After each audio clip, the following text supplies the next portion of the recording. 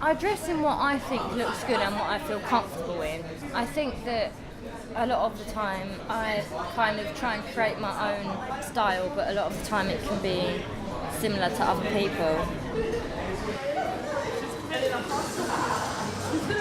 In situations, for example, job interviews, formal family gatherings, I will dress in relatively what you would class as normal clothes, but I feel more comfortable in quite punky alternative clothing.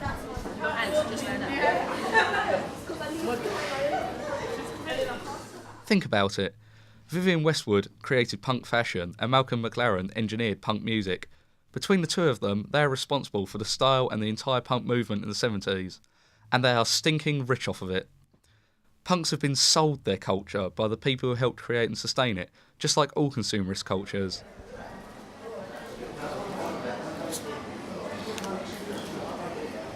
But do the people who look at him see Dave, the unique individual who's living his own unique life? No, they see Dave, the rocker, just like they see Bob, the rocker, and Larry, the rocker.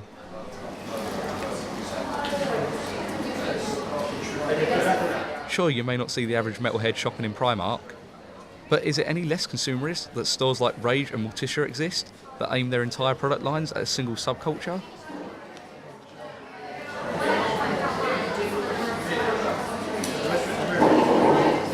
Ultimately, what does this search for non-conformity lead to? Thousands of young adults dressing similarly and going to the same places that are designed to attract them and sell them that subculture. Sound familiar?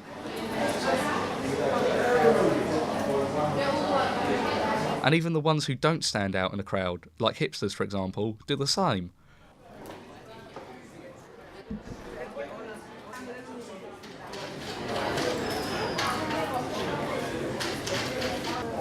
Hipster subculture's philosophy for spending too much money on things no longer mainstream.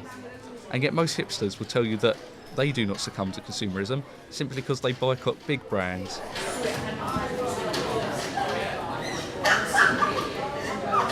Are these people really just mindless deluded sheep, waiting for a communist uprising to set them free? And who of us free thinkers are honestly considering starting a brand rebellion? How did you move your hands just like that? If I felt like I had a connection with someone that didn't dress similarly to me, I wouldn't dismiss them as friends. I think the truth is simple. We are content with a consumerist lifestyle, and we are content to complain and look down at it while we live it. Simply put, we are content with being discontent. This doesn't mean that we should give up on having an identity or living our own lives. Far from it.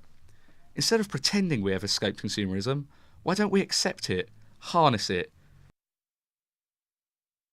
use it to create the identities that we want to live, without names, without labels? Is that wrong? I don't think it is.